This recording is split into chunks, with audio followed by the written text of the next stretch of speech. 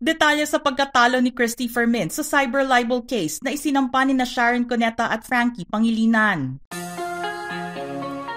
Hindi biro ang pinagdadaanan ngayon ng showbiz columnist at reporter na si Christy Fermin. Makalipas kasi ang ilang buwan magmula noong magsampa ng kaso, ang mag-asawang Sharon Cuneta at dating Senador Kiko Pangilinan ng cyber libel laban sa kanya. Nailabas na rin ang hatol ng hukuman para rito.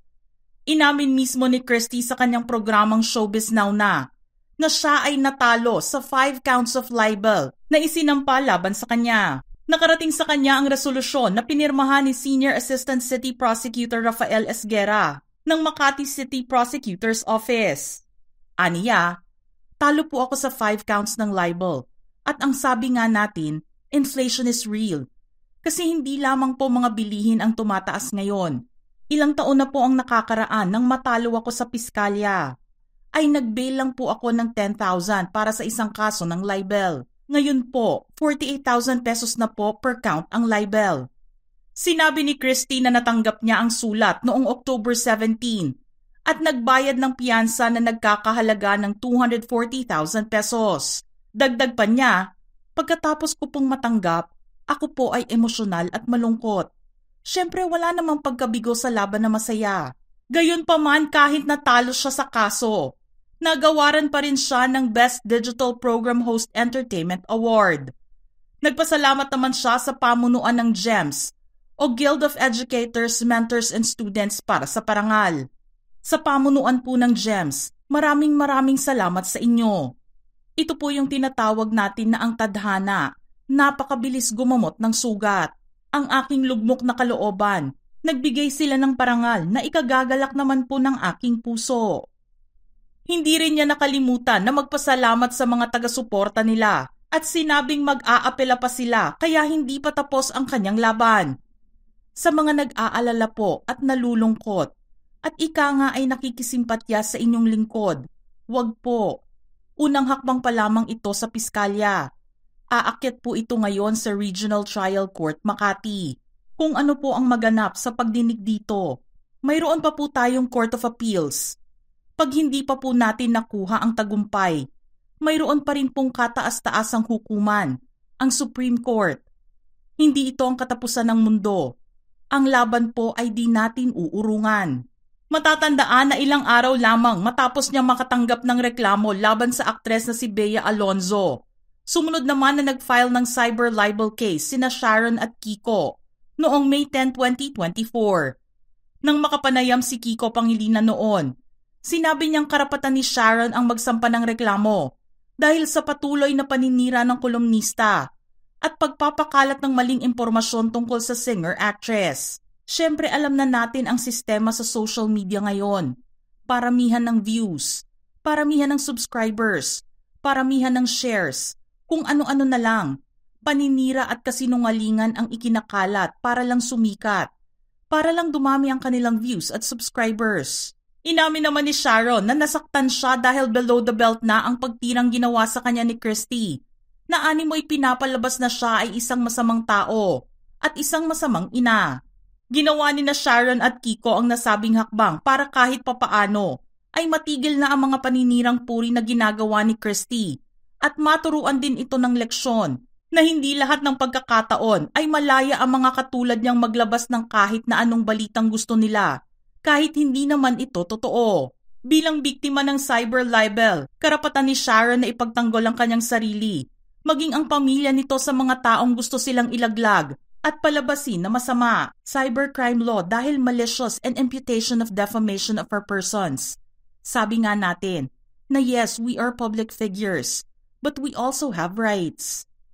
Isa itong form of criminal behavior dahil walang basehan si Christy sa mga balitang inilabas niya sa ilang episodes ng online program nito. Bilang isang abogado rin, alam ni Kiko kung ano ang mga karapatan ni Sharon bilang isang tao at hindi lang bilang isang public figure. Ang daming nagsasabi na kapag public figure kayo, dapat tiisin nyo ang pagsisinungaling at paninira. But that's not the case. In fact, we also have private rights. Lalo na kapag when the matter is not of public interest. Nagsalita rin noon si Sharon at sinabing hindi lang siya ang naging paksa ng ilang mga usapan ni Christy at mga kasama nito. Sa ugali kasi ni Sharon, kung siya lang naman ang topic, maaari pa nitong magparaya. Pero nadawit na kasi ang kanyang mga anak sa usapin na nalagyan ng mali siya dahil walang basehan at katotohanan ang mga inilabas na balita. Like he said nga, na because we're public figures, we are very understanding of the fact na we're open to public scrutiny and criticisms. That's really okay. Kasi kakambal lang trabaho namin. Siya bilang politiko at ako bilang artista. But it gets to a point kasi na it affects your children, your family. Aminado naman ng megastar na 2 tao pa lang ang kanyang nasasampahan ng kaso sa buong 46 years ng kanyang showbiz career. Hindi kasi niya ugali ang pumatol sa mga ito. Pero lumagpas na kasi sa linya ang pagtira sa kanya. I have brought suits against siguro 2 people in the past over 46 years of my career. Hindi ako mahilig sa ganito. Yung opinyon, okay lang yon. Pero alam mo, there's a line. You don't hit below the belt.